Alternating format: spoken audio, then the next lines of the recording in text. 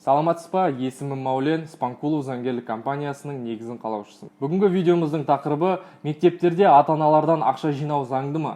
Әртүрлі субботниктерге шақыртқызып жұмыс жасату заңды ма? Деген сұраққа жауап беретін боламын. Осы видеоны ары қарай көрместен бұрын YouTube каналыма және Instagram парақшама тіркеліңіздер. Алдағы заң сауаттарыңызды ашатын видеоларды жіберіп алмаңыздар. Қазіргі таңда оқушылардың ата-аналарынан мектептің әртүрлі қажеттіліктеріне ақша жинауы көбейіп кетті. Мектеп басшылығы білім беру саласынан ақша аз бөлінеді, ақша жетпей жатыр, тақта жоқ, швабра жоқ, туалет жоқ деп әртүрлі әңгімелер айтуы мүмкін. Бұл әрекеттер заңды ма, әлде заңсыз ба? Жауабын осы видеодан білетін боласыздар. Мектепте жасалатын ремонт жұмыстары мен жаңа тақта алу, перде алу деген заттар мемлекеттік бюджеттен қамтамасыз етіледі.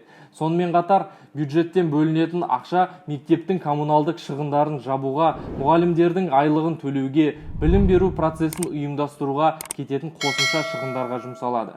Сондықтан борға, қағазға, гүлге, шторға деп жиналатын ақшалар заңсыз.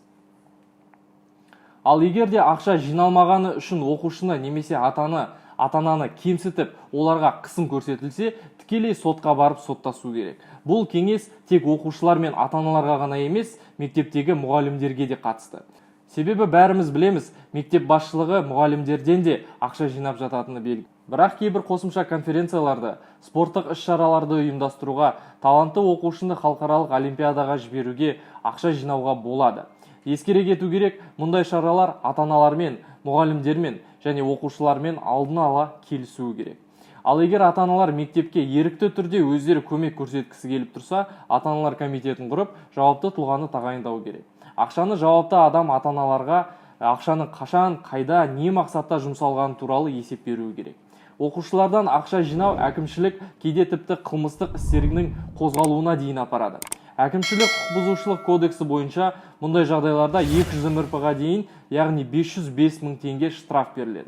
Ал қылмыстық құқық бұзушылық кодексі бойынша 20 күнге дейін бас бостандығынан айырылу қаупі бар. Келесі сұрақ: субботниктерге шығып жұмыс жасатқызу заңды ма деген сұраққа жауап берейін. Қазақстан Республикасының Конституциясының 24 бабына сәйкес, әр Қазақстан Республикасының азаматы мектепте оқысын, студент болсын, жұмысты таңдауға істеу немесе істемеу өзі шешеді. Ешкім мәжбүрлі түрде жұмыс жасауға міндеттей алмайды. Осымен видеомыз өзінің мәресіне жетті. Егер видео сізге ұнаса, лайк басып, және видеоны таныстарыңызбен бөлісіңіздер. Назар аударғандарыңызға рахмет, сау болыңыздар.